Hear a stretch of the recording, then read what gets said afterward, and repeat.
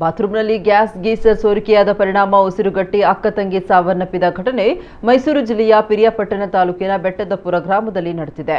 23 ವರ್ಷದ ಗುಲ್ಫಮ್ ತಾಜ್, 20 ವರ್ಷದ ಸಿಮ್ರಾನ್ ತಾಜ್ ಮೃತಪಟ್ಟವರು. ಗ್ಯಾಸ್ ಗೀಸರ್ನಿಂದ ಕಾರ್ಬನ್ ಮೊನಾಕ್ಸೈಡ್ ಸೋರಿಕೆಯಾಗಿ ಈ ದುರಂತ ಸಂಭವಿಸಿದೆ. ಗುಲ್ಫಮ್, ಸಿಮ್ರಾನ್ ತಾಜ್ ಇಬ್ಬರು ಒಟ್ಟಿಗೆ ಬಾತ್ರೂಮ್ಗೆ ಹೋಗಿದ್ದಾರೆ. ಬಹಳ ಹೊತ್ತು ಕಳೆದರೂ ಬಾತ್ರೂಮ್ನಿಂದ ಅಕ್ಕ ತಂಗಿ ಹೊರಬಾರದ ಹಿನ್ನೆಲೆ ತಂದೆ ಅಲ್ತಾಫ್ ಅನುಮಾನಗೊಂಡು ಬಾಗಿಲು ಬಡಿದಿದ್ದಾರೆ. ಆಗಲೂ ಬಾಗಿಲು ತೆಗೆದಿಲ್ಲ. ಹೀಗಾಗಿ ಬಾಗಿಲು ಒಡೆದು ನೋಡಿದಾಗ ಮಕ್ಕಳಿಬ್ರು ಅರೆ ಪ್ರಜ್ಞಾವಸ್ಥೆಯಲ್ಲಿದ್ದುದು ಗಮನಕ್ಕೆ ಬಂದಿದೆ. ಕೂಡಲೇ ಸಹೋದರಿಯರನ್ನ ಆಸ್ಪತ್ರೆಗೆ ದಾಖಲು ಮಾಡಲಾಯಿತಾದರೂ ಅಷ್ಟರಲ್ಲಿ ಇಬ್ಬರು ಕೂಡ ಉಸಿರು ನಿಲ್ಲಿಸಿದ್ದಾರೆ ಎನ್ನಲಾಗಿದೆ. ಬಾತ್ರೂಮ್ನಲ್ಲಿ ಕಿಟಕಿ ಇಲ್ಲದ ಕಾರಣ ಈ ದುರಂತ ಸಂಭವಿಸಿದೆ ಎನ್ನಲಾಗಿದೆ.